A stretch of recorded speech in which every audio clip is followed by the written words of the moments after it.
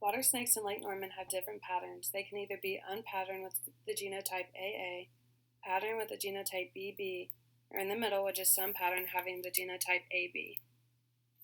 Let's say that we start out with 112 no-pattern snakes, 56 somewhat patterned, and 32 completely patterned. This means that the genotypic frequency for AA would be 0.56, AB would be 0.28, and BB would be 0.16. Looking at allele frequency, the AA allele would be 0.7, and B allele would be 0.3. This population is said to be in Hardy-Weinberg equilibrium. This means that allele and genotypic frequencies will arrive at and remain at equilibrium frequencies after one generation of random mating if all assumptions shown here are met. In Lake Norman, something happens, however, to alter this Hardy-Weinberg equilibrium. At a young age in these snakes, no pattern is favored over patterned.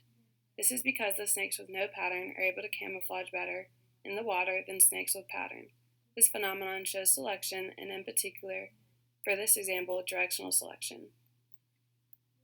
Let's say that researchers did a study to determine how selection affects these snakes. In the rest of the video, we will calculate the allele and genotypic frequencies of the snakes in Lake Norman after a season of selection to show how they are affected. Here's a table outlining how to calculate the average fitness after selection. As computed before, the initial genotypic frequency for AA is 0.56, AB is 0.28, and BB is 0.16. Again, this shows Hardy-Weinberg equilibrium. Let's see what happens after selection to alter these numbers. The relative fitness for snakes with no pattern has to be 1. Let's say that for some pattern is 0.8 and full pattern is 0.6.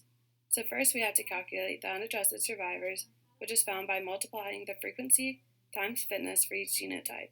These values are shown here. Next we have to find the frequency after selection.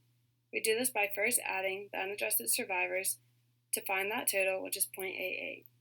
We then divide the unadjusted survivors by the total to get these new genotypic frequency values.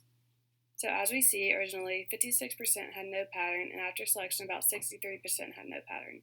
And then for some pattern, at first it was 28%, and now it's 25%. And for full pattern, before selection was about 16%, and now it's only about 10%.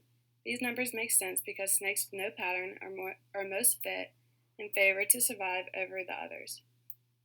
Now for allele frequencies. Remember that the initial allele frequency for A is 0.7 and B is 0.3. After selection, however, and based on the previous table, the allele frequency for A is about 0.76 and for allele B is 0.23.